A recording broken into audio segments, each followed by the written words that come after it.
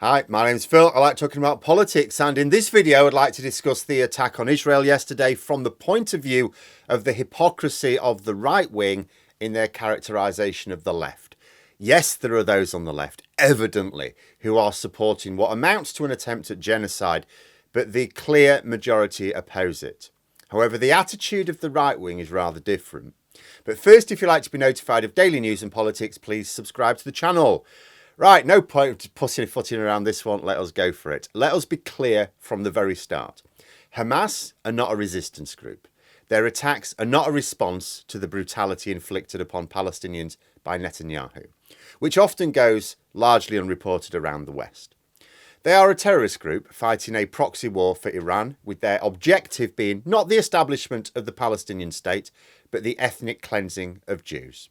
It is also a fact that Netanyahu has been ordering attacks on Palestinian civilians, marking him out as just as much a state terrorist as Putin of Russia, only without the same level of condemnation around the world. Both Netanyahu and Hamas in this case, but Hezbollah as well at times, justify their murder as retaliation against the other side and a defence of their people. Lies. The results of their attacks always result in more innocent civilians on both sides being killed or seriously injured. Those instigating the attacks do not care about their own people, only their own power and hate. And the world looks on, because there's a third party in all this as well. This is not just about evil on both sides, but the world casually observing the proceedings, deciding that the situation is contained and, they don't need to do anything. It's been obvious right from the start that the only solution to this is the two-state settlement. The plan for the establishment of the Palestinian state is older than I am. Where is the international community? When there was a chance, when there was a window for peace in Northern Ireland, the most powerful Western governments put their shoulder behind it. Yes, the Tories have jeopardised it again. Thank you very much. Well done. But the international community came together to make it happen.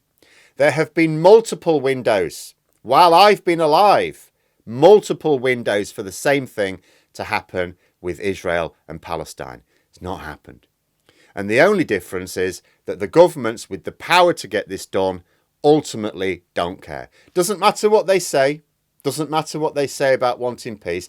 If they don't put their shoulder behind what has universally been accepted as the plan for peace, then it's all lies.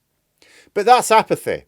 That's people who, they don't want the cycle of violence. They don't want innocents being murdered just to satisfy the insatiable lust for hate on the part of a small number on both sides. They just don't care enough to overcome the resistance to stop it. Too much like hard work. But there are those who want the violence.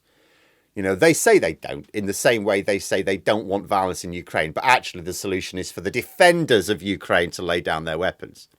We know that there's a core of these people on the left in this country whose voices were amplified when the hard left took Labour over recently. But let's be clear about a few things regarding the way left and right have reacted to the events this weekend. Yes, there are some on the hard left who support the terrorists. They consider them to be resistance rather than ethnic cleansers.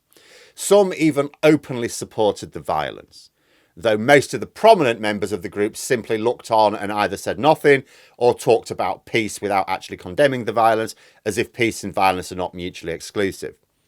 Odd that these same supposed purveyors of peace have got relatively little to say about Saudi Arabia's treatment of Yemen, and nothing at all to say about Uyghurs in China or the people of Syria. If you're against violent oppression, then you are against violent oppression. If not, then you're not really on the side of the Palestinians. You're just using their flag as a shield to hide your anti-Semitism, your bloodlust for the ethnic cleansing of Jews. But this is a small section of the left. It is amplified by their support in an established tanky media and as a result of Jeremy Corbyn becoming Labour leader for several years. Dan Hodges of the Mail talked about left-wing commentators attempting to justify barbarism. Now, that line in itself, you could just say, well, he means the specific left-wing commentators who are trying to justify it. But then he said it's the price of admission to the fashionable left. Now, this is basically labelling every prominent left-wing commentator or anyone who would like to associate themselves with left-wing commentary as being part of this group. The vast majority of left-wing commentators yesterday condemned the terrorist attack immediately and explicitly. Everyone from lefty lawyer Adam Wagner to American Senator Bernie Sanders. It's not hard to condemn murder if you are against violence. And the overwhelming majority of people on the left had no problem condemning it.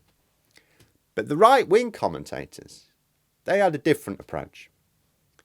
I don't say there are no exceptions to this pattern. I'm not going to say, I'm not going to make the same mistake as Hodges and brush or tar the entire right wing with the same brush. What I will say is that every single right wing commentator that I saw, and I saw a lot of them, every single one that I saw passing comment were united in a particular feature. They associated all Palestinians and all Palestinian supporters as being part of this. They didn't focus on Hamas. It was like Palestinians. Now, yes, there are genocidal anti-Semites on the left, and it is a problem in the UK as well as other countries. Yes, there were people in London coming out and celebrating the murders, making particularly Jewish people in London feel very uncomfortable.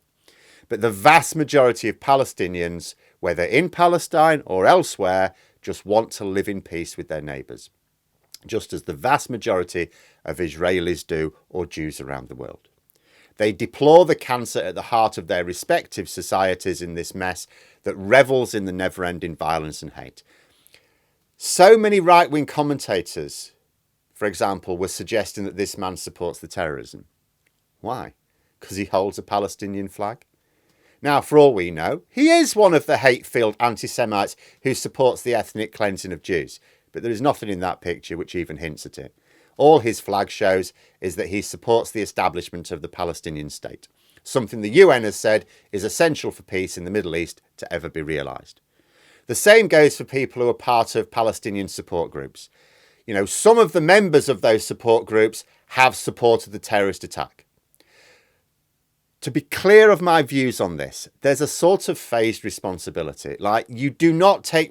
If you are part of a group and you're part of a group promoting a political cause, just because someone else in that group has different ideas and something else and they express them, doesn't mean they're your views. To take a slightly less emotive subject, Labour's official policy is not rejoining the EU. We shall see. But that is currently their position. Now, I'm a Labour member and a supporter, quite vocally. Does that mean that's my position? No. And I regularly say that my position is that we should move to join the EU with as much haste as we can muster. Same thing.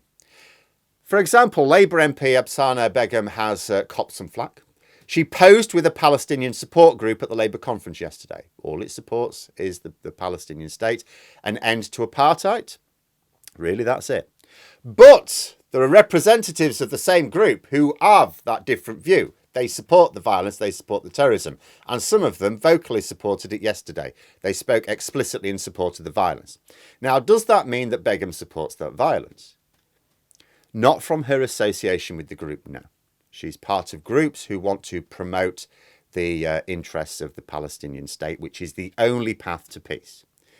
So all she had to do was make a statement condemning the terrorist attacks. She can condemn Netanyahu's similar attacks earlier in the year as well, if she likes, in order to make her position clear. That way, she's on the side of the Palestinian people, not the terrorists, drawing a distinction. Unfortunately, she didn't do so.